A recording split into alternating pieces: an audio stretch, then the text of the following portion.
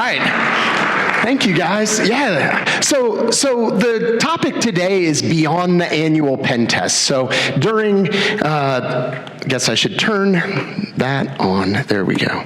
So this is me, Scott Henderson. I've been in the security industry for a while. I've been at NetSPI for about a year. And by day, I work from home with my monitors and talk to folks about just the basics of basic pen testing. Maybe it's the first time they've never done penetration testing before. Internal pen testing, external pen testing, web app pen testing. Now we offer mainframe testing. But I want to get beyond that a little bit. You'll see some other items here about my background. I used to be a usability guy, and I used to work on the product side of things. And what we found is, even back then, you have to test things in order to find out what the problems are, whether it's product design or, in this case, for pen testing. So you'll see there at the bottom, he gave it away that I'm a magician, so I'm Magic Scott on LinkedIn. I'd love for you guys to connect with me, use my network. But here's the question, by show of hands, does this sound familiar? Companies you work for or work with, they say, let's just do what we did last year.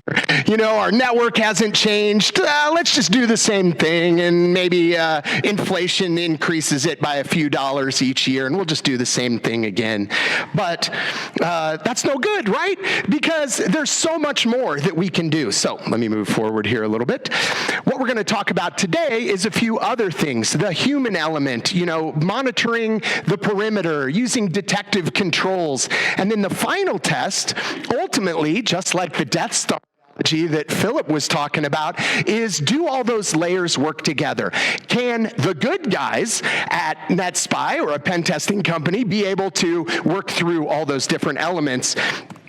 So, to start with, there are all sorts of parallels with magic. And my first week at NetSPI, I was so excited. I got to talk to all these pen testers, especially on the social engineering side, and I was thinking of things that I could add into the show. So I told you what I did during the day. Yes, I'm a magician. When I get back to Kansas City, I'll be doing a show Friday night for a company. So let's illustrate that. And why do people do this? A lot of times, it's not just for fun, it's financially motivated. So let's do this. I took a $100 bill, I put it inside an envelope. I'd love to get some volunteers who want to win some money. So you could choose this one. It says luck, or mystery, or love, or maybe, no, don't pick me. So, and there's another one here. They're kind of stuck together there. The one obvious choice, wealth. That's probably where it is, right? So I'd love for a couple people to join me up on stage for just a moment. I promise not to tease or embarrass anybody, but let's see. I've got to cover my eyes here a little bit. I see a couple raised hands. Those two guys back there, this guy here, that's three. I need one more from this side. There's kids in the audience. We got to get a kid up here. How about the guy in the bright green vest? Would you please help? All right, perfect. That should be a total of 4 volunteers. I'm sure you asked them for permission to be recorded. All right, and can I have your permission as you come up on stage that it's okay to record you? Is that all right? Because we're doing this. And are your parents here? Do we need to check with your... And that's a thumbs up. Thumbs up. Okay, good. You guys join me on stage. Give them a round of applause. All right. How's it going? Thanks for helping. So you've got luck and mystery and love and wealth. Well, where do you think the $100 bill is?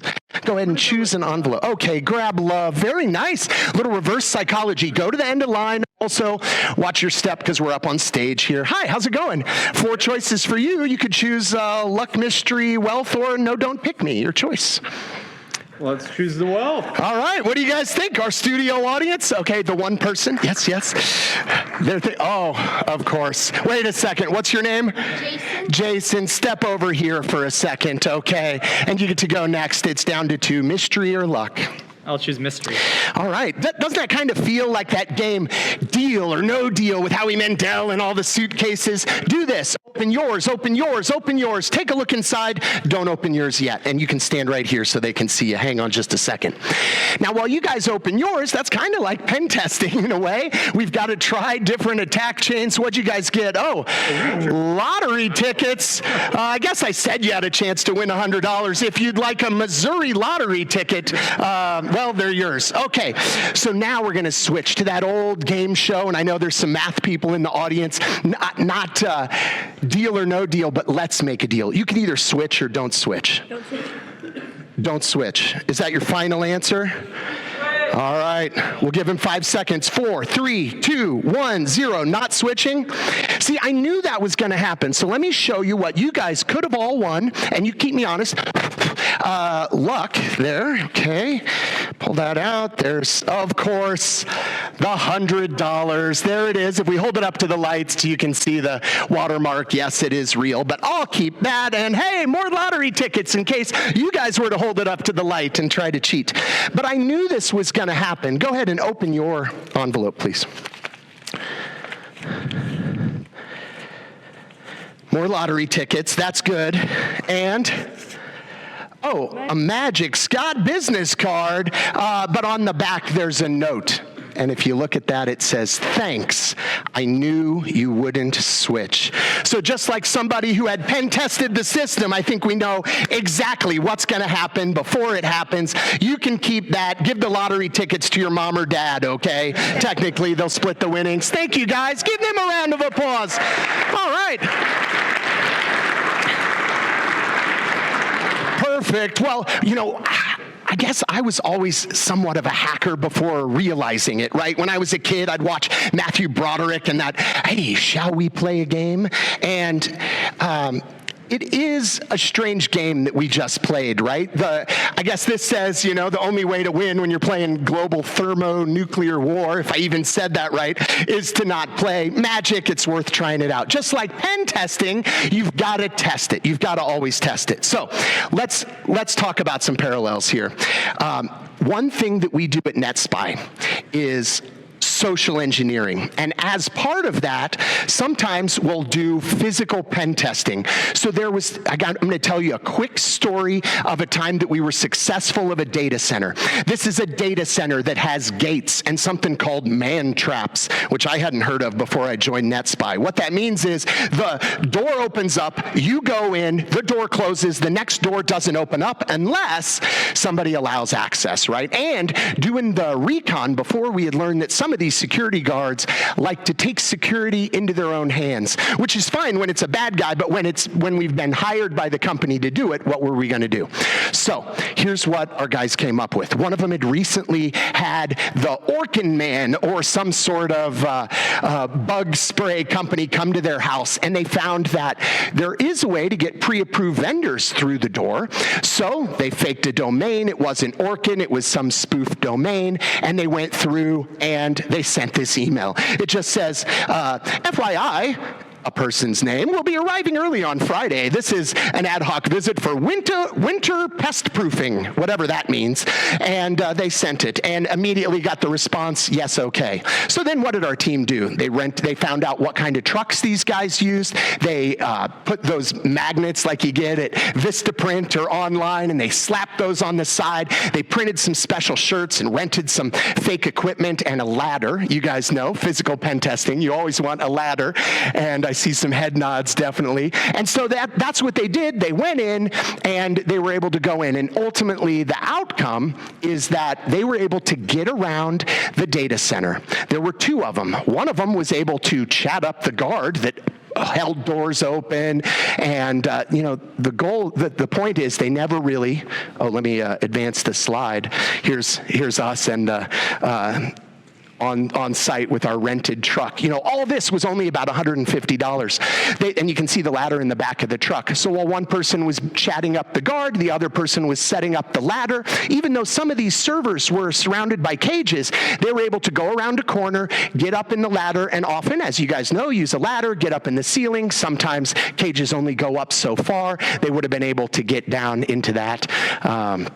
as well. So the point is, it's for tests like this, it's not just to say, ha, we fooled you, you need to be fired because you didn't follow protocol. It's to find out what the potential problems are. So here's, the definition right off our website is, the purpose of these tests is not to fool or gotcha employees, but to expose those systematic issues in security policy or even training which an attacker might exploit.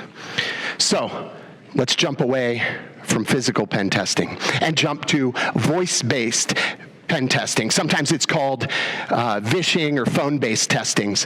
Usually when we do those, we do either a policy check or capture the flag. Policy check, are they going to actually check the credentials? If somebody's calling up, we'll play the voice changer so that our voice sounds different. We'll play crying baby sounds so it sounds like you're in a hospital or somewhere to increase the stress level. We'll call at all times to be able to target people, or sometimes it's just capture the flag. Maybe there's some specific, as the last presenter was saying, crown jewels, right, that we want to get to, and we'll try that as well. So ultimately, that's something to think about if you ever think about the phone-based vishing. Now, before the MGM breach was public, I had the pleasure of working with some folks, one of the largest financial companies in the world. I can't tell you their name. They've got one of the largest call centers. And it was an interesting parallel because before working in the security industry, I worked at JP Morgan Chase, and I happened to be the guy that was downloading the calls, and I was so interested in these people. When I say the calls that were malicious, right? Calls where people would say, yeah, Karen can't talk right now, but she does want to do a balance transfer to this new bank account. And this was 10, 15 years ago, and we'd listen to those and try to improve, but not really from a pen testing perspective. These were actual people doing it. These were the actual threat actors. So, talking to this client, what we actually did is we changed it a little bit. Instead of normally, often you'll do phishing or voice phishing campaigns, and maybe some of you guys have done this, you'll target individuals. You'll provide NetSPI with a list of 100 phone numbers, and then we'll target those phone numbers. But the problem is it takes a lot of time, and people don't always answer their phones now. I'm sure some of you have hit your phone on silent, or you're just screening your calls even right now, right? So, but with a call center, it's a different story. It's way more efficient. We can just call one number. We're guaranteed that we're going to get routed to a call center rep as long as it's during those call center hours, and so we can be really efficient and jump right into it. So that's something that we're working on, and I'm pretty excited about some of the outcomes of that to see what type of compliance rate we can get. Speaking of compliance rate, what do you guys think will go, just hold up your hands, 1 for, I know there's some different options here, we'll see, 1 for 9%, 2, 27%, 3, 52%, 4, 67%, or hold up a 5 if you think that we can, if we get someone to pick up the phone, can we get them to divulge something? Maybe not a password, but maybe not fully following the procedures. And I got to cover my eyes to see. I see a lot of 4s. I see some 5s. I see some 1s. Oh, you have a lot of faith with those that have 1s up. Nice. Maybe that was a joke, right? But actually, at NetSPI, 67%. Now, some of this is because we're doing this, right? It's just like, again, an analogy to magic. If you wanted to have somebody do a magic trick up here, sure. You guys could go to YouTube, you could learn a magic trick, and you could probably fool people. But would it be fun and entertaining? Heck, am I fun and entertaining? That's to be determined, right? But 67%, because this is what those guys do all day long. And I think it's pretty remarkable. It surprised me. So I'm excited to see with that other large client. So, as you think about it, the takeaway from the phone-based side is this, what happens, even if you are better than the norm, what happens if even 9% of your phone reps, 1 out of every 10 times, they're making a mistake and giving something away? During during one of NetSPI's exercises, we might only do it for a few minutes, right? Or a few minute call that spans just a couple weeks. But what if there really was a motivated threat actor and knew that there was a $100 bill or many of those $100 bills inside? Think you'd call back a few times? I mean, we all see stories on the internet of, well, hey, I at the hotel chain that I have the credit card for, I called to see if they would push a free night forward. No, it expires. And I look online and they say, well, just try again, call a different call center. It's the same techniques that people do to get things done that these guys do. So something to think about beyond just doing an internal or an external pen test. So more questions to kind of think about. What happens? Do they transfer money out? Is there reputational risks? If you don't test it, you're just guessing.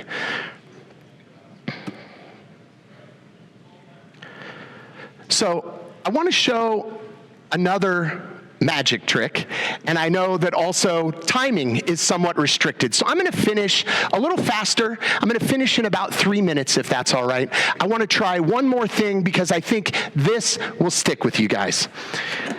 And if you want to learn more about attack surface management, happy to show you that over at the Valcom booth a little bit later. Same story with our breach and attack simulation, and also happy to talk about red teaming. But what's the deal? You put it all together, it's what methods are used, let's learn from it, and let's improve security. So to do that, I want to show you one of my favorite card tricks, and I need just 2 volunteers from the audience.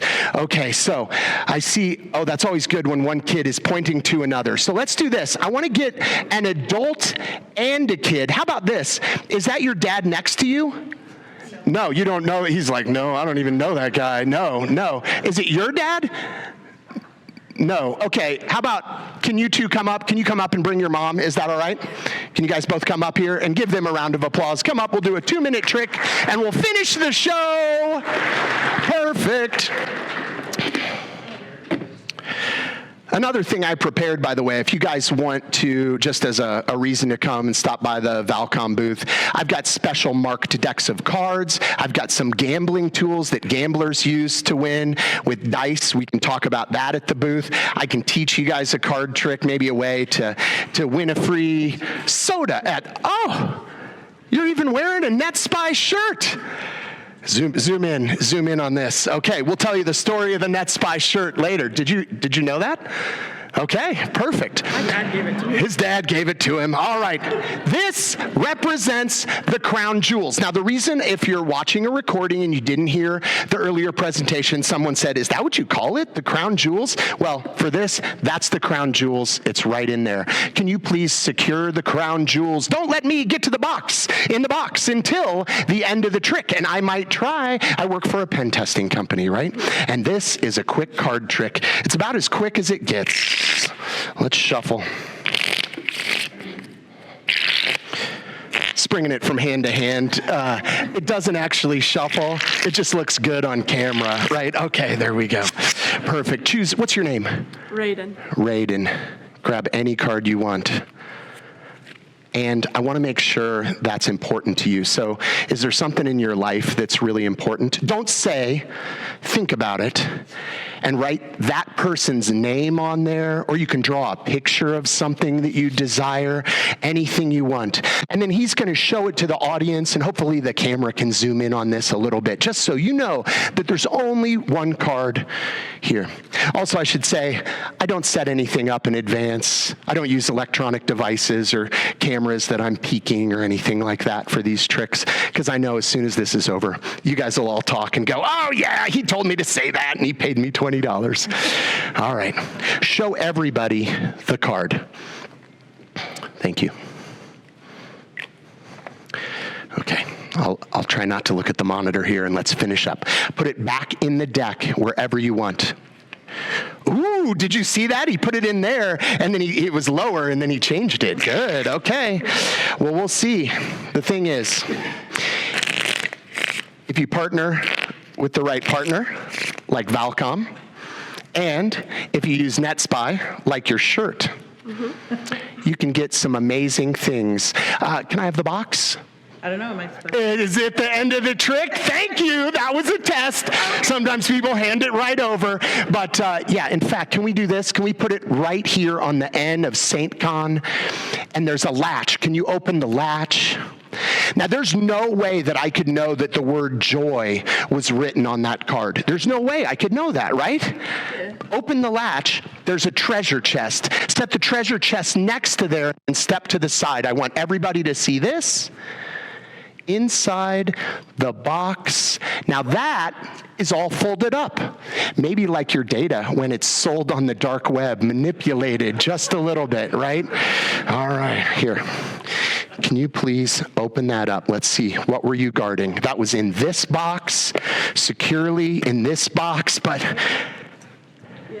show everybody. Oh, it's still in the box. Check it out. Joy and a little dog. Perfect. Guys, give these guys a round of applause. Give yourselves a round of applause for helping. If you guys want to see some of these other slides, here you go. Boom, boom, boom, boom, boom, boom, boom, boom, boom, boom, boom, boom, boom. Done. Thank you guys very much, Scott Henderson. All right. I'm going to turn it over to our next presenter.